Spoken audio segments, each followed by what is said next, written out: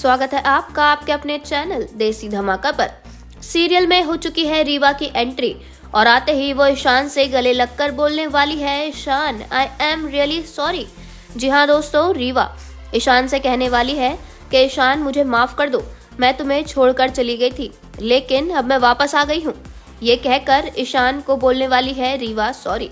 ये देखकर सभी के तो होश ही उड़ जाएंगे। असल में दोस्तों, रीवा जो ईशान को छोड़कर चली गई थी विदेश आगे की पढ़ाई करने के लिए, आ गई है वापस इंडिया और अब आते ही वो ईशान की जिंदगी में भी माफी मांगकर वापस आना चाहती है। जी हाँ, रीवा चाहती है कि ईशान और वो पहले की तरह एक कपल बन जाए। उन दोनों के बीच में जो भी नाराजगी है, जो भी इश्यूज हैं, वो बस एक माफी मांग कर खत्म हो जाए। रीवा आते ही ईशान से गले लगने वाली है। यहाँ ईशान शॉक्ड है लेकिन रीवा अपनी ही धुन में है।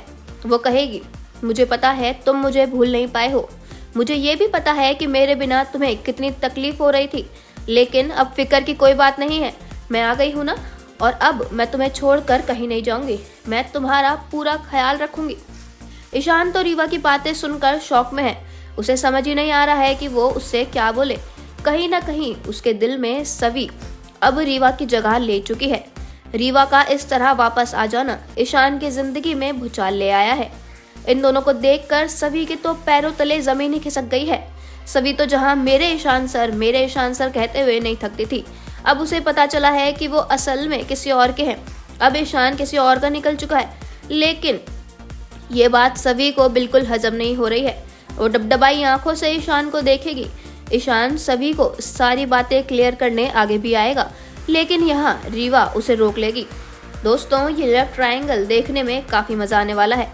आपको क्या लगता है, क्या ईशान अब सभी के आगे रीवा को एक्सेप्ट कर पाएगा?